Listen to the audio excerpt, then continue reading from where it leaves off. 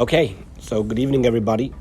What we're going to do tonight is we're going to do a bit of a review as well as see if we can go a little bit further.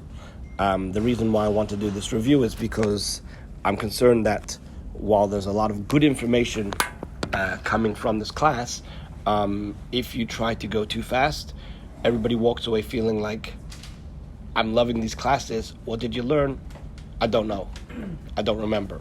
So that's why I think it's important to go over a summary of the things that we've discussed. So the first thing I wanted to put out there and ask is, what do you remember as being the question of Tanya?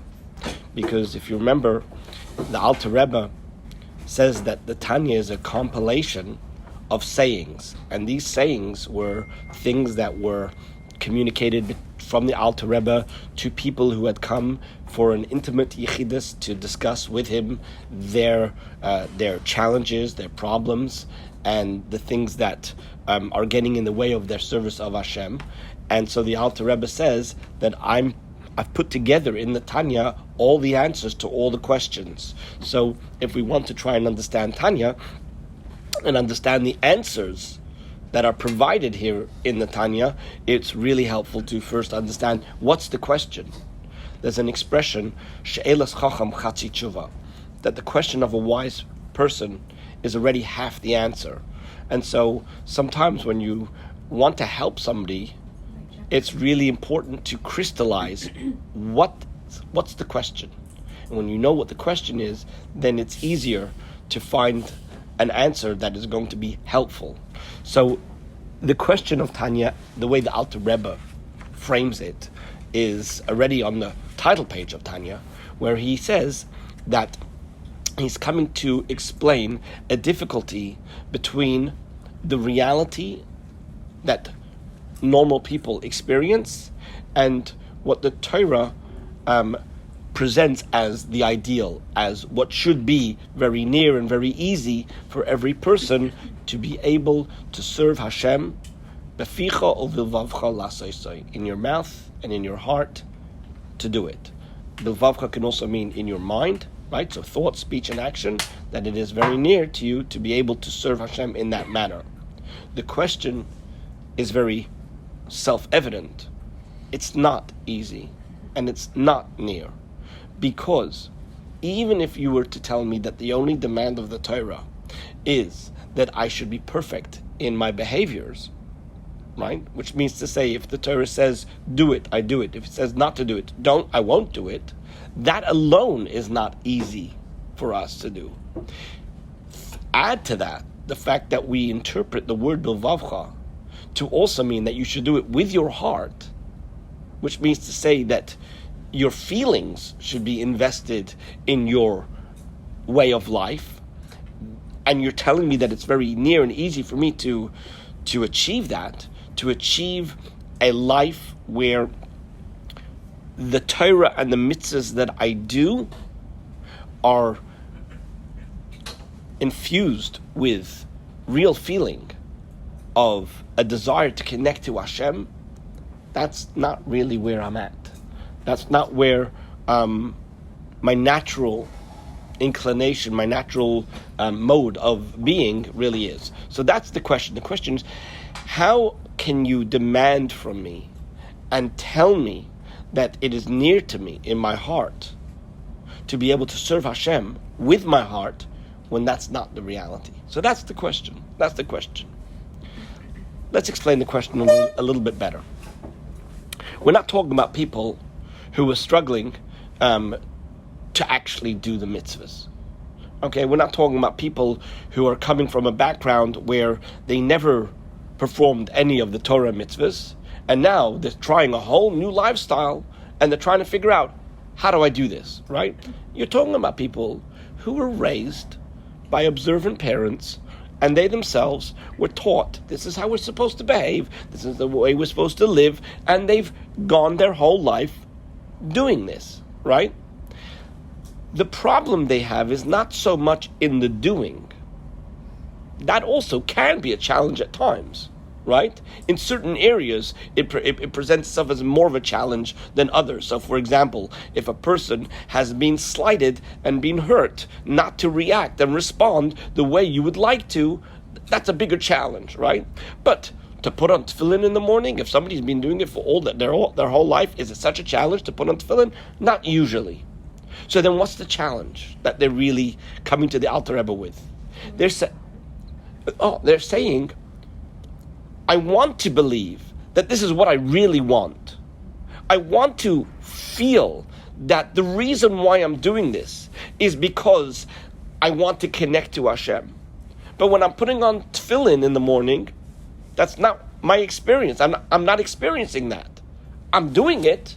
I'm going through the motions, right? I may even be willing to stick myself out to do it, but I don't feel that it's really done with, I don't feel that there's real inner congruence. The connection, we're talking about the word connection, that you feel connected to God? The feeling of being connected to Hashem, but it's not just that, it's also a sense of inner harmony, that this is truly an expression of what I want. Let me give you an example, right? Somebody comes along and asks you to do something for them, right? And you really like them. You really like them. But what can you do? What they're asking you to do is not something that you really want to do, right? So, if they come to you and tell you, if you were a real friend, you would do it with the same excitement as you were doing it for yourself and something that you wanted to do, you may be in your rights to turn around and say, look, let's understand, we're not the same, you and me. I like this, you like that. You want me to do something for you? I'll do it. I'll do it. You want me to have that excitement that you have about this? I can't promise you that. Why? Because that's an emotion, and I can't just feel something because you want me to feel it. And yet it seems that the Torah wants us to feel certain things. The Torah wants us to serve Hashem with love. He wants us to feel excited about doing the mitzvah. And sometimes we feel like, I'm willing to do it, but I don't feel the excitement. And so therefore, what's wrong with me? What's wrong with me? Is there something wrong with me? Right? Not only do I sometimes not have the excitement, I sometimes have a pull to do something that Hashem doesn't want me to do. So then what's going on inside of me? What's wrong with me? And this is what they were coming to the Alter Rebbe with. This idea of this dichotomy that's existing inside of them, this internal conflict, the dissonance of, on the one hand, knowing I should be doing this with excitement and with passion, and this should be who I am and what I want to do, but it doesn't match up with my reality. It isn't. So how do I deal with it? Okay, so that's the question. That's the question.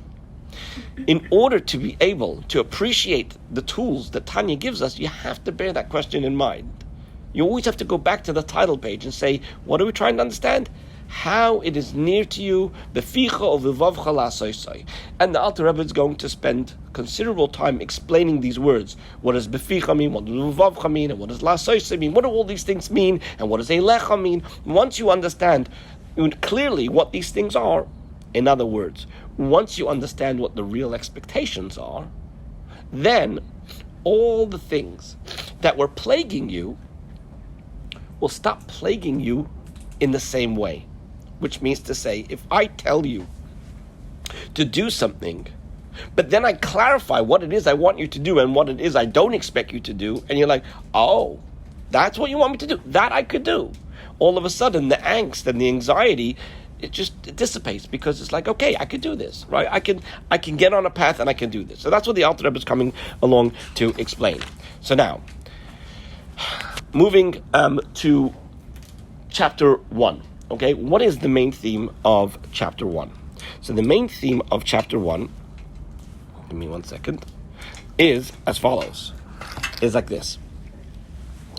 The Alter Rebbe sets the stage by highlighting the importance of how you view yourself. What does that mean? If a person has a skewed incorrect, inaccurate view of themselves, right? And therefore feels bad about their natural state, it's going to cause them to sadness. It's going to bring them to depression. They're not going to be able to serve Hashem properly, and it's really just going to get in the way. It's going to get in the way. So the Alter Rebbe starts off the whole Tanya with setting the stage, clarifying that how you view yourself is really important. Okay? In order to dispel certain notions, the first thing he makes it clear is that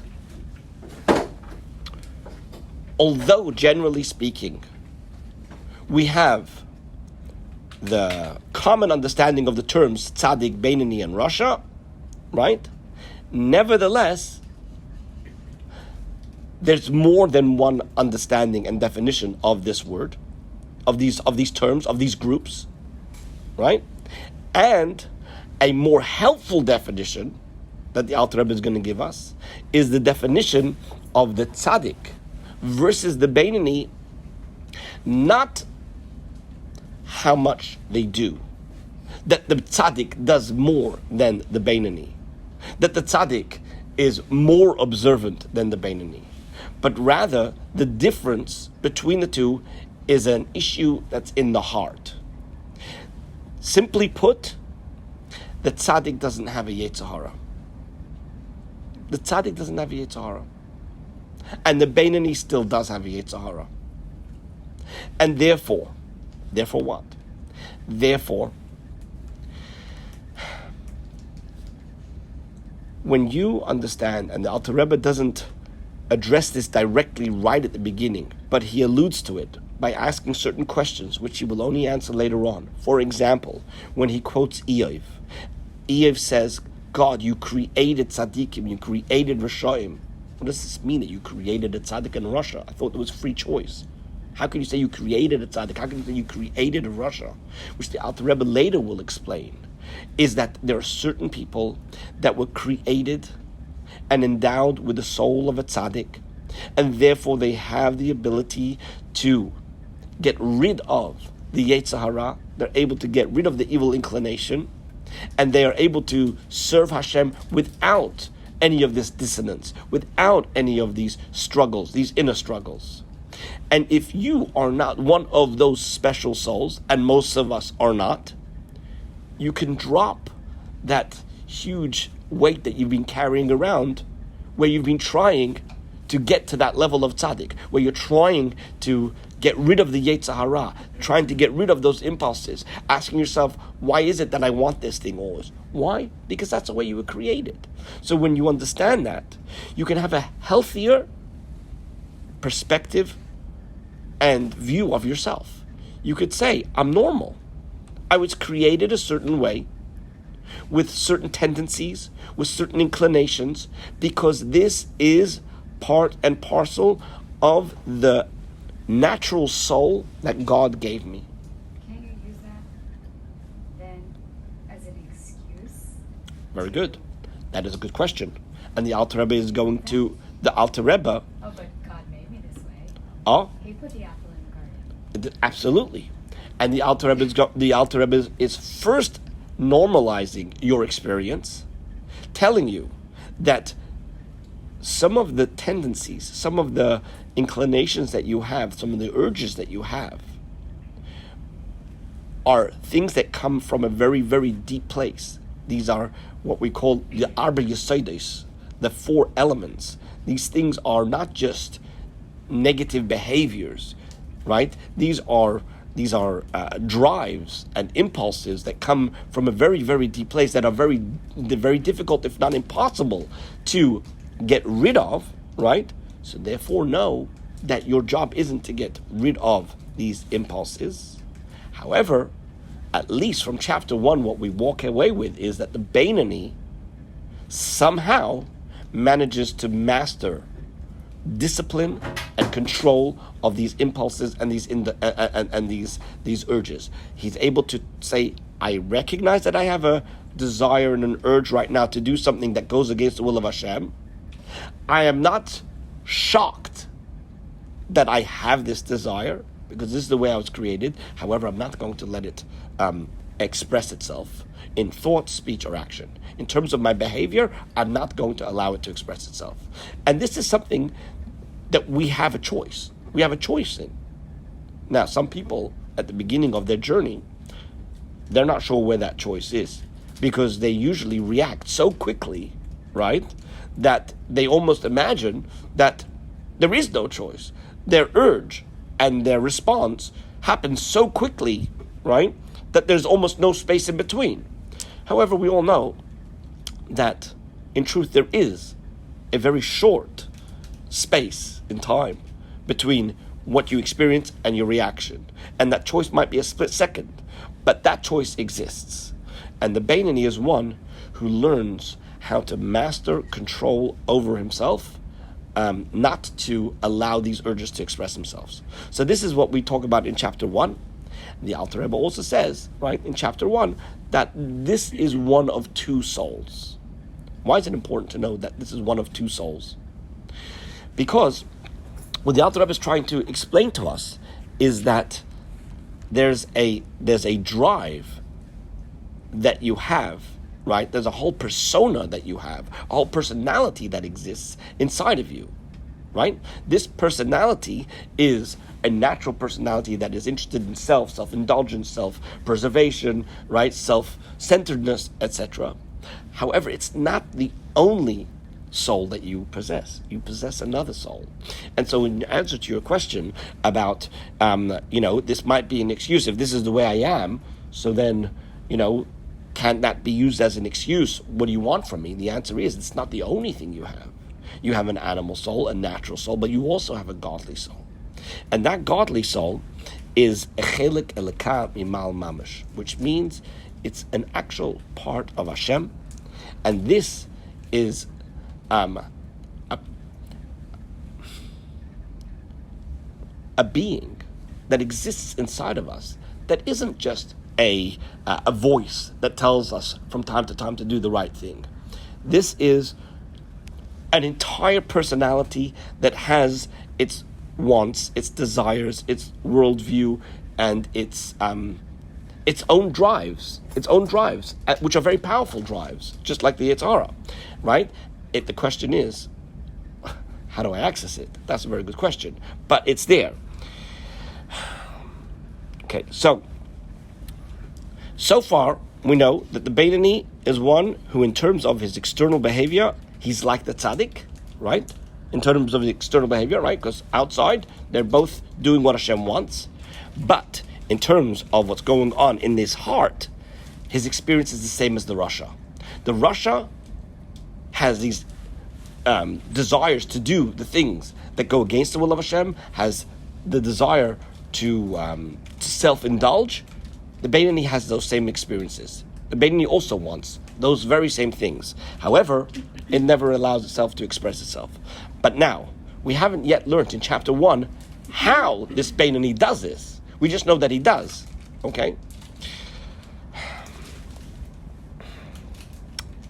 I need to explain something. Okay.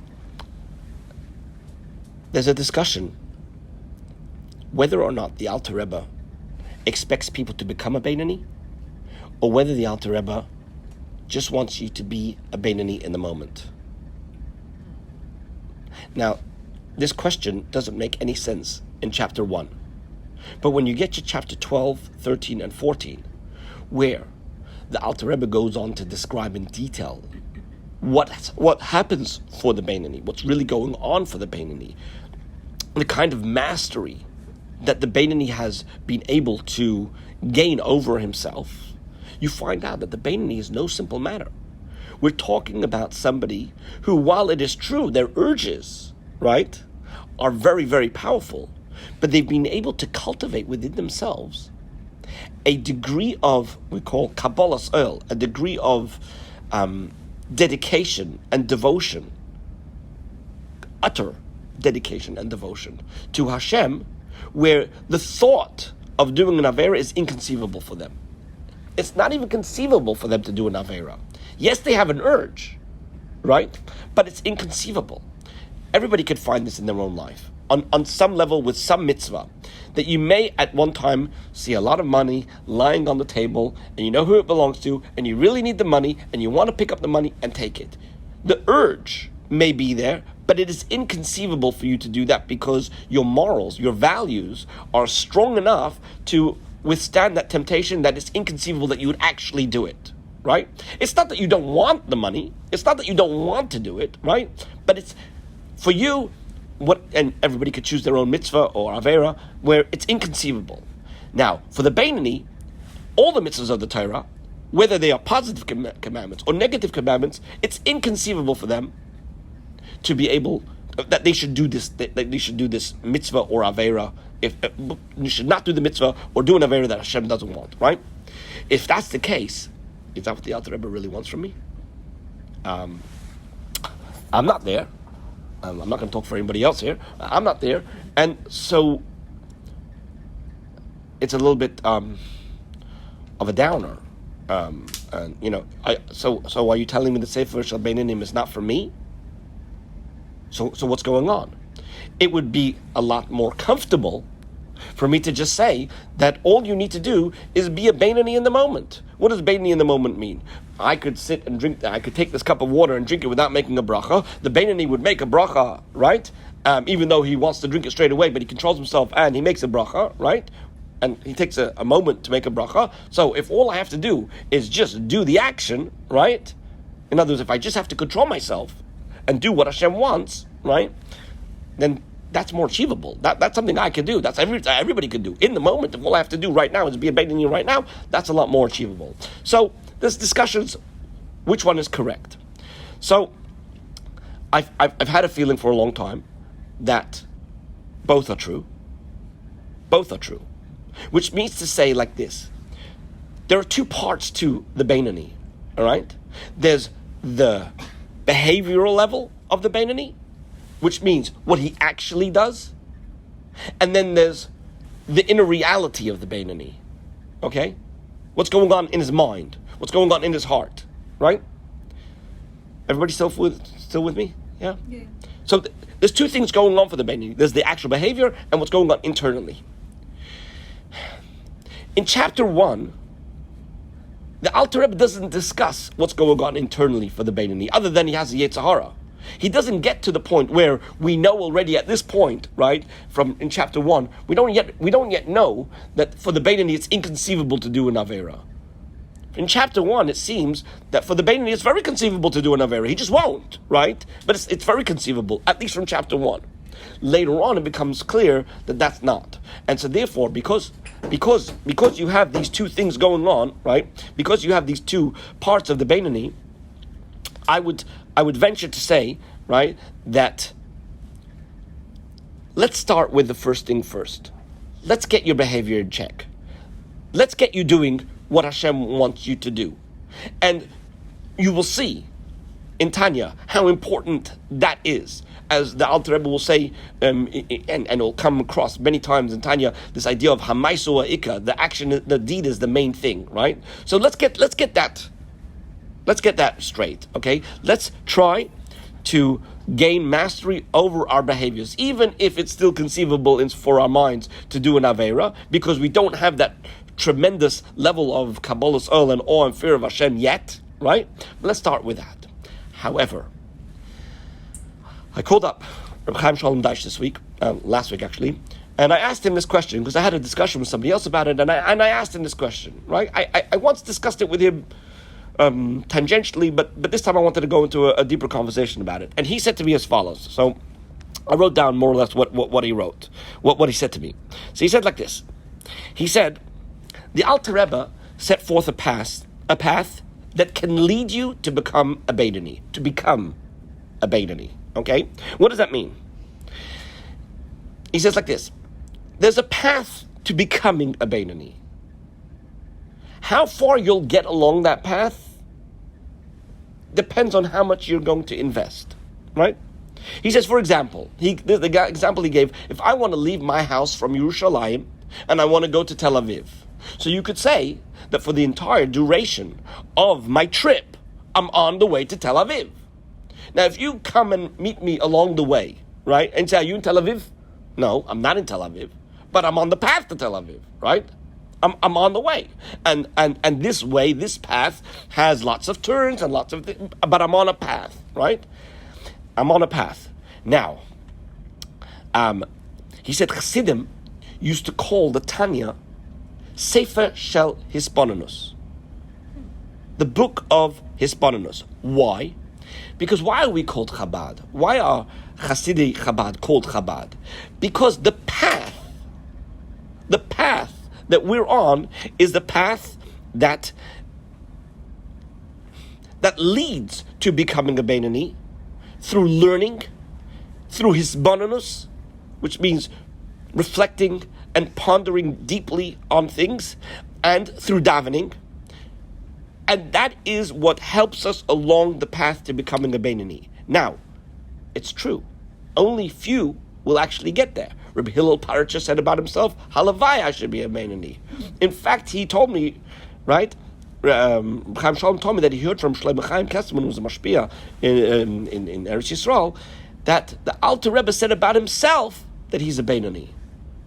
So when the people asked the Alter Rebbe, how could you say about yourself that you're a Beinoni? Where does that leave everybody else, right? The Alter Rebbe said there are many, many, many levels in a Beinoni, okay? So when you understand that,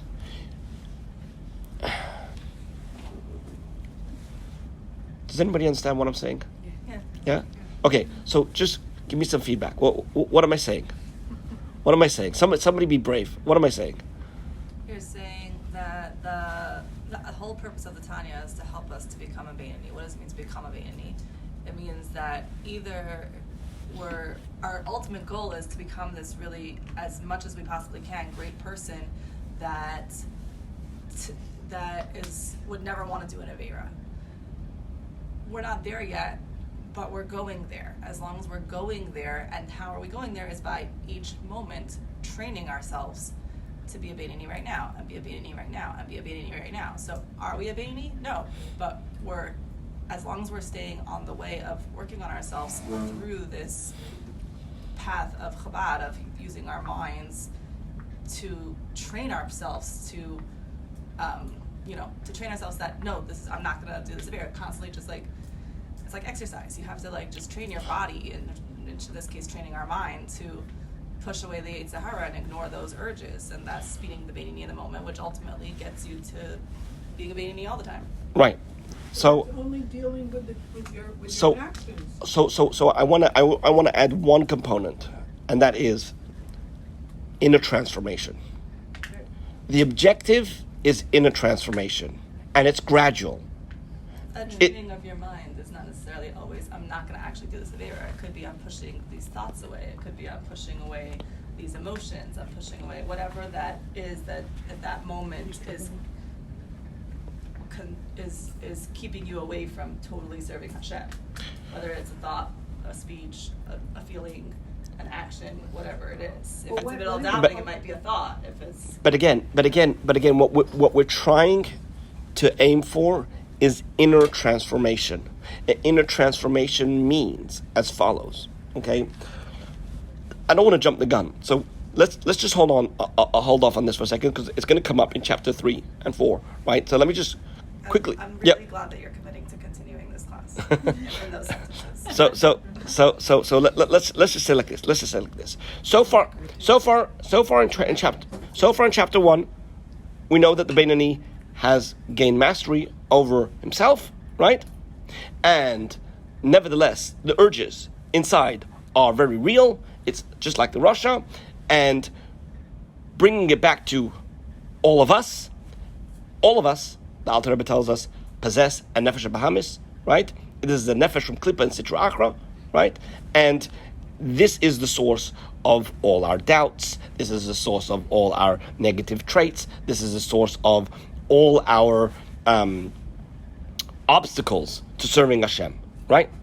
Chapter 2, he begins to help us understand, right, why Hashem could still, despite giving you a nefesh Bahamis, expect of you that you should be able to transform yourself, right? right? That you should be able to serve Hashem with your heart. And what he says is that you have a nefesh elikis. And this nefesh elikis is a chelek elikah mimal mamash. And where does it come from? It comes from the highest, a very high source in Hashem. It comes from Chachmei Ilah. It comes, and he explains that although everything comes from Hashem, right? Not just human beings, not just Jewish people come from Hashem. Everything Hashem created comes from Him. But everything else is described as coming from the Dvar Hashem, the speech of Hashem. Speech is more external. But when we talk about the Jew, right, the soul of the Jew, it comes in a way of neficha, which neficha is blowing. It says Hashem blew into Adam's nostrils, right? So that comes from a deep place. It says that we come from Yisrael Olu b'machshava. The Jewish people come from the machshava Hashem, which is much deeper than speech. And it says that we're banim, we're sons of Hashem, we're children of Hashem. Children definitely come from a very, very, very deep place in the Father, right? If that's the case, if we all come from such a high place, how come we have different souls down here? Because, as Alter Rebbe, just like the embryo, right? Every part of the child that's born starts off as an embryo, comes from the brain of the father, right? However, as it goes and it develops, right, there are different limbs and the different organs, and they all develop. The fact that there's a toenail, right, and there's a brain, right, and they look different, and the level of life force that they have is different, doesn't tell me that they come from different places. It means that they have a different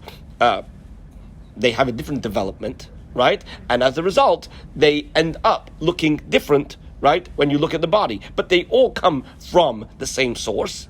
And while the child or the person is alive, the source of the vitality of the rest of the organs comes from the brain, right? That's the main place where all the life force exists, where the nervous center is, right? So that is the closest to the source, meaning the Father, right? Is in the brain of the Son, and through being connected to the brain of the Son, the rest of the body is connected to the Father. So too, when we're connected to tzaddikim, right? This is a way that we receive spiritual nourishment for our souls, even though our souls have gone through a long journey, and as a result of that journey, we have gone, we say, Elakai neshama shenasatabi, the soul that you gave me, tahirahi, it's very pure. But then we say, Ata barasa, you created it, right? Which means it went down into the world of Bria, and then Yetzira, and that, right? So, when I'm saying that, it means, okay, you're with me? Okay. I have a question. But before the question, just give me just 1 second. Very important.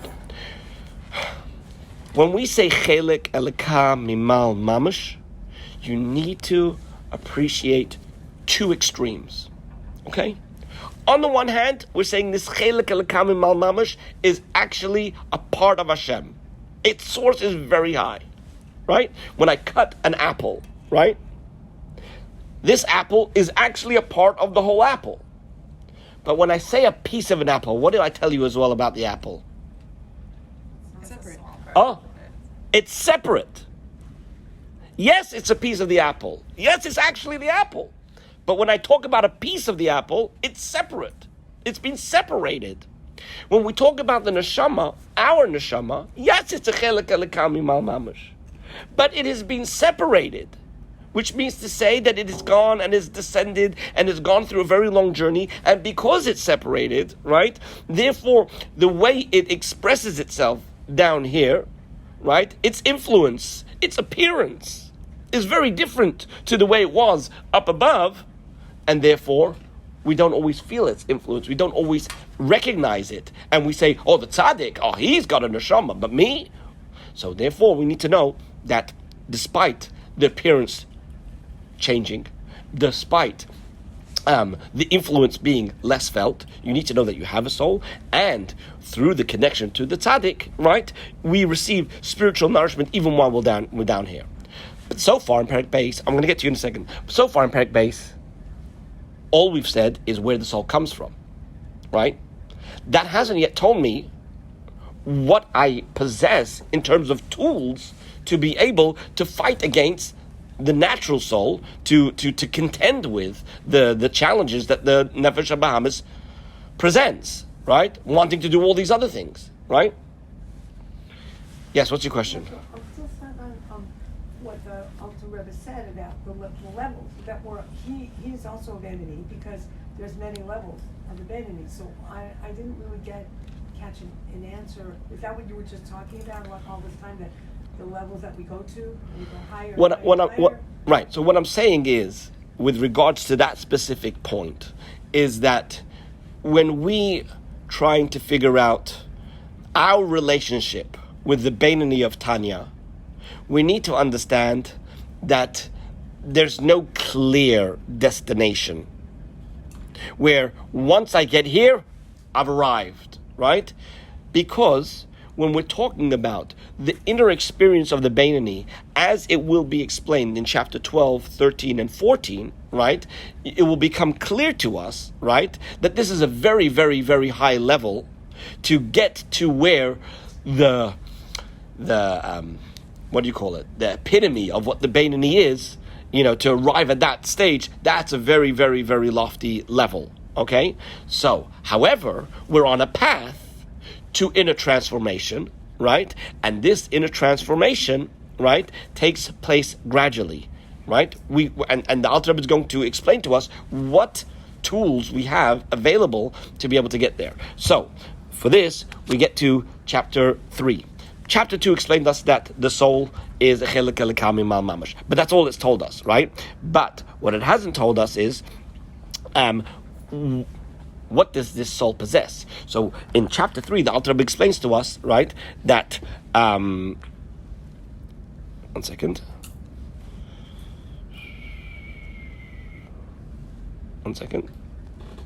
Yeah, in chapter 3, the Alter Rebbe discusses the powers of the soul that are divided into two groups: seichel, which is intelligence, and midos, which are emotions. Now, these 10 powers actually come from the Eser Spheros. That's where they devolve from. That's their source, right? That because there are Eser Spheros, right, through a process of contraction and descent and so on, it ends up coming down into our soul and being the 10 powers that we possess, right? Now these 10 powers are split into two: seichel and midos, which is intelligence and midos. And we explained this last week. What are the seichel? What is the midos? You have chochma, bina, das. I'm not going to go into in depth what those are. And then you have the midos. In general, we'll split them into chesed and gevura, ava and yira, love and fear. Okay, but just so that we can proceed, let me just explain what's going on with the seichel and the midos. The seichel and the midos are the process that goes on for a person by which they interact with the outside world and relate to it. Okay? What do I mean? What I mean?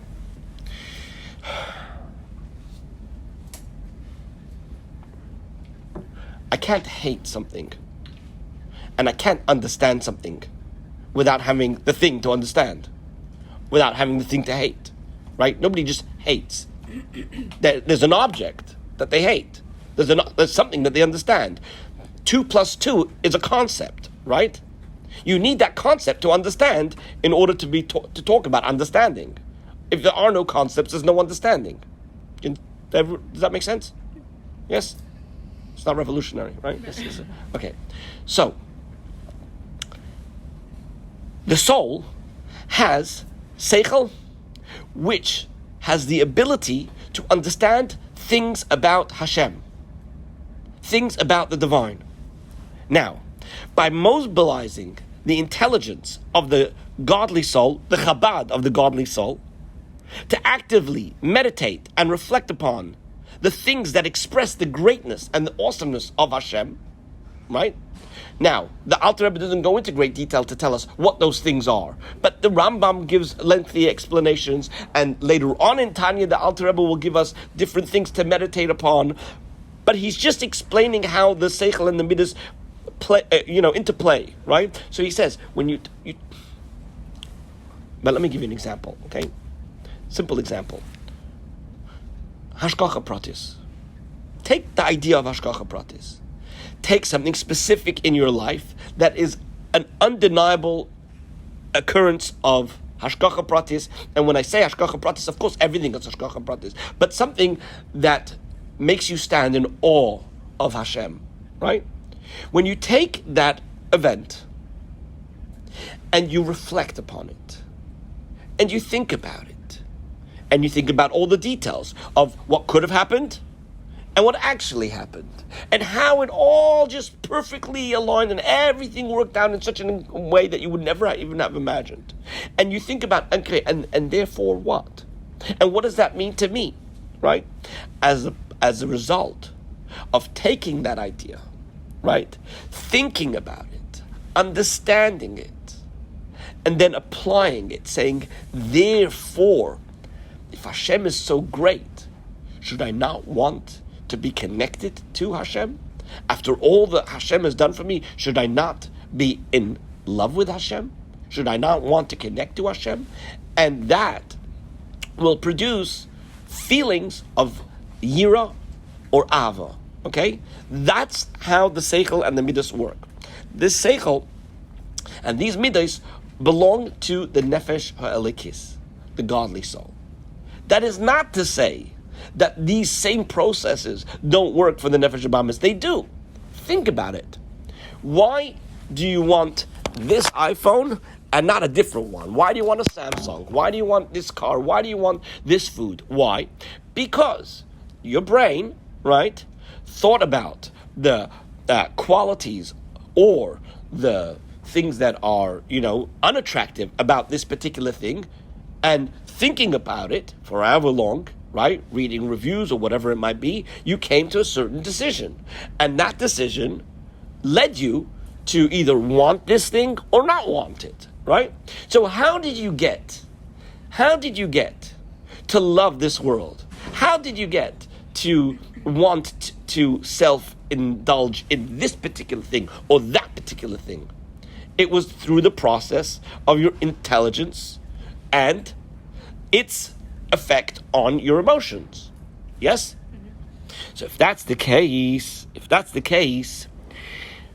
if you were to use those very same tools, right, but not of the nefesh habahamis, but rather of the nefesh halikis, which means to say, think about the greatness of Hashem, think about the awesomeness of Hashem, and not just think about it in a general sense, because when you think about things generally, you don't walk away with a very strong emotion. But when you think about things in great detail, right, and you don't just think about it for a moment, you don't just learn about it, but you stop and you say, let me just think about that for a minute, right? Like people who are into astronomy and astrology and all these other things, right? When they look at the stars and they gaze at the stars, and they don't just look at it and walk away. They think about like what this means and what's the Milky Way and this, that, the other, and they're just like blown away. They're completely blown away because they spent enough time staying with this idea, staying with it, not just walking away, staying with it until they're like, wow. Right? And then when you come along and say, and what does that mean to me? And you stick with that. And you stay with that thought. Like, what does it mean to me? And how indebted am I to Hashem? And so on and so forth. That is going to produce an inner shift. That is going to bring about inner transformation. So, this then is the key, or a key at least, to the path of avodah pnimis, is inner transformation. In a word, it's education. If the seichel of your natural soul has been integral to the shaping or formation of your likes and dislikes, your opinions and your outlook in life, it's going to be the seichel of the godly soul that is going to be the primary tool that's going to make this gradual shift for you. Okay? In other words, it's precisely because Hashem designed us in such a way, right, that the midos, right, the midos are produced or aroused by the seichel. Therefore, if you think about it for a second, what is Hashem asking of me? He's not asking me to change my feelings on a dime. You can't ask anybody to change their feelings on a dime.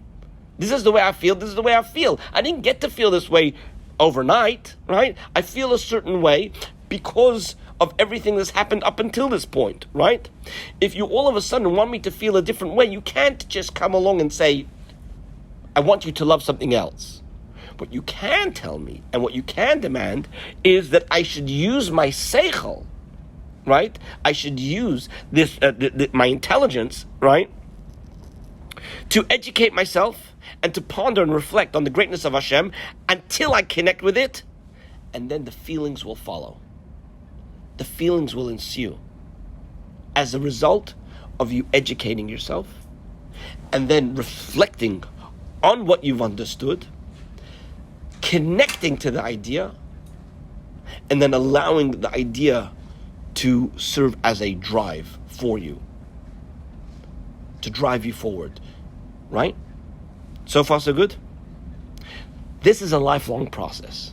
This isn't something that, I spent a whole hour learning, and after that hour, I'm a changed person, and that's it. No, it doesn't work that way, right? It's something that takes a very long time. It could take a lifelong, a life full of putting in this hard work. But getting started, that's something we could choose at any moment, right? Getting started is something that we could choose at any moment. So that is what we have up until chapter 4. Okay. So far, so good. Everybody with me? Any questions? It seems like a person can be kind of fragmented. One part of him is like concerning his davening, that he's working on making these changes in himself, but he has some other taiva that he shouldn't do, but he still does that. So you could get along the way quite I don't know what to call it, like fragmented. Part of it could be on the road to the Beinoni, and part of it is still stuck in the Russia. Right. But for the chassid that's coming to the Alter Rebbe, that's a source of frustration. Because he's like, I don't want that part in me. I don't want that. If I really believe that a life worth living is a life dedicated to Hashem, then why is it so difficult? Right? Let's say you decided that there was a particular path you wanted to take in your education, right? And you decided, this is my passion, and this is what I really like, and this is what I want to pursue. And then you go along, and you start taking the courses, and they're really difficult. And you're like, why is it so difficult, right? Why is it so difficult if this is what I really want? So what you really need to go and do is you have to go and figure out where the difficulties lie, and how you can somehow break it down so that you can overcome those hurdles, right? If a guy wants to serve Hashem, and there are moments, and we all have moments, where we feel that there's nothing else that we're interested in life. We just want Hashem. We just want to be connected to Hashem. We want to live a life dedicated to Hashem. So then, why is it that we don't live it? Why is it that our lives are fragmented in the way that you've described? That's our frustration. Says the Alter Rebbe, don't be so shocked. The reason why you have this experience is because Hashem gave you a natural soul, and that is the source of all the negativity, that the things that come. When I say negativity, I'm talking about the things that stand in the way of being completely given over to Hashem. The way to deal with it is to use your mind, your intelligence, to educate yourself more and more and more about the greatness of Hashem and why you should be serving Hashem. That will lead to inner feelings, and that will not only transform, well, not really transform, but not only will it arouse your godly soul, it will also help to transform your animal soul, your natural soul. That your natural soul will also begin to learn to appreciate Hashem. At the end of the day, the animal soul wants to live. If you could explain that you cannot live without Hashem, Hashem is the source of all good that you have. Hashem is the source of your life. Would the animal soul not want to be connected to Hashem? Of course it would. The problem is that it doesn't hear these discussions. These discussions don't often play out. Why? Because, like I said, the neshama has gone through a very long journey, and it's been placed into a nefesh bahamis, which has been placed into a guf, and these things muffle and stifle the voice of the nefesh halikis, and you have to actively make a decision and a choice to mobilize the godly soul to think about the greatness of Hashem and stick with it, right, until it produces the desired outcome, the feelings, the emotions. Now, yes.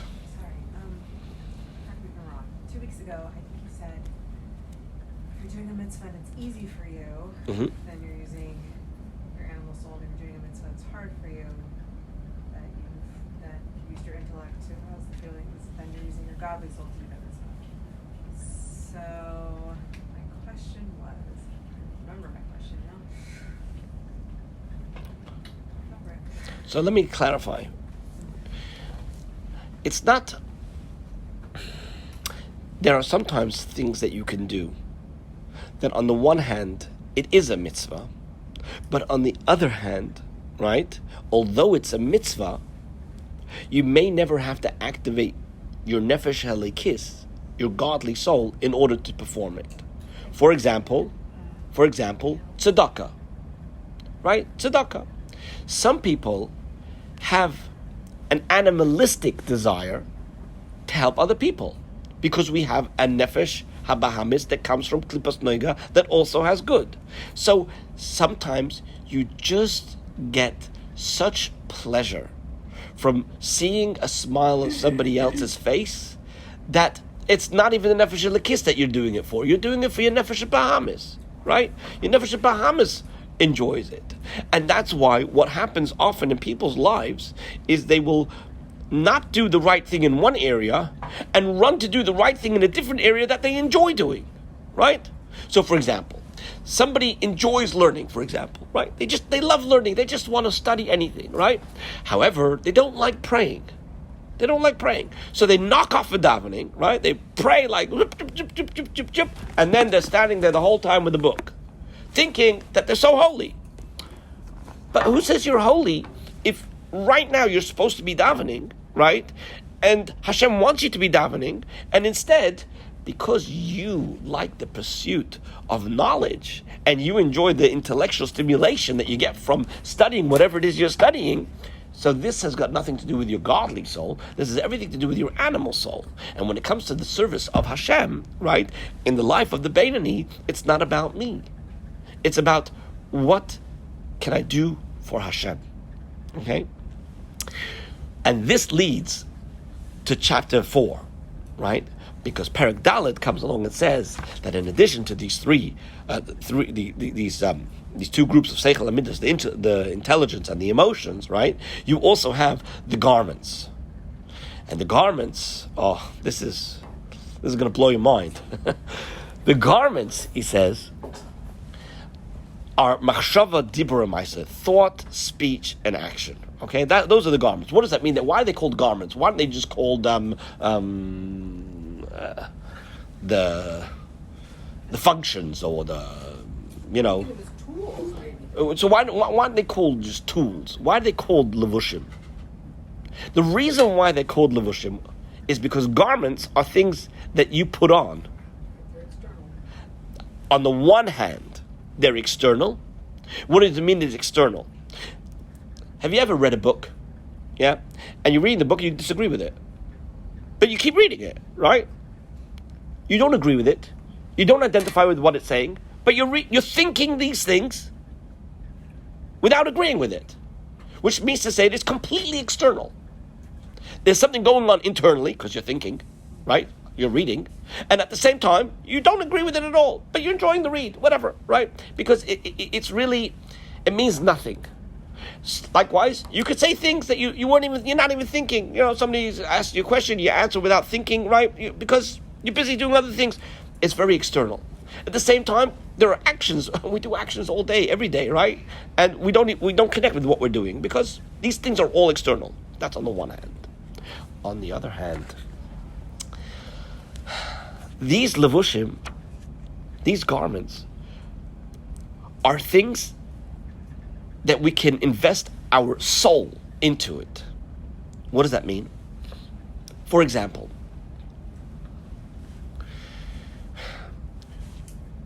I can give 2 speeches. One that I read off a piece of paper that somebody else handed to me, right? I can agree with it, I don't have to agree with it, right? And one I wrote and I really believe in, right? And it touches a very deep place in my soul or in my heart. When I give it over, you could tell in the tone of my voice, right, that this is something that a part of me is invested in what I'm saying. In davening, for example, we say "V'nafsha yotza v'dabroi," that the person's soul expired in speaking. Right? Sometimes when you pour out your soul before Hashem through davening, it's like the words themselves, right, express something of the soul. Yes, everybody with me, or I lose everybody? They're not your words, they're the words that are in No, but what I'm saying is that these words are now enclosed with a part of me. Does that make sense? There's a part of me enclosed in the words that I'm saying, in the action that I'm doing, in the thoughts that I'm thinking. I got a message this morning, right? Very annoying. I was in the middle of davening and I got a message. Well, I got a missed call, right? So I have this automatic thing, like, I'm in the meeting, I'll call you back, right? And it's a message from the camp. It's from the infirmary. Everything's okay. Right? Right. So now, my mind, where's my mind right now? Something happened The about the infirmary. Yeah. So now, which part, are those thoughts separate from me, or are they now invested in a very deep part of me, because it's my son, right? So now there's a very deep part of me that's thinking about this. And what about all the other shtusim that I think about during the day? Very often, you go from one thought to another thought, and none of me is invested in those thoughts, right? So on the one hand, these garments are separate, but on the other hand, right, you could have something very deep invested in those in those thoughts and in that speech and in that action. Says the Alter Rebbe that this divine soul has these garments which are the 613 mitzvahs. Now, 613 mitzvahs, that's a lot of mitzvahs, right? How many garments, how many powers? So he says the truth is that every part of your body, right, has a corresponding mitzvah, right? And so you could have powers of your soul that are invested into these garments. And so he says, for example, when it comes to learning Torah, for example, so then you're going to have the intelligence, the seichel is invested in in this machshava, in this garment, in the garment of machshava, in the garment of thought. When it comes to davening, for example, right? So that would be maybe dibur, right? Or when you learn Torah, you're supposed to do it with by articulating it, right? So by the articulation, that you have the powers of the soul invested into the garments, right? And when it comes to all the mitzvahs,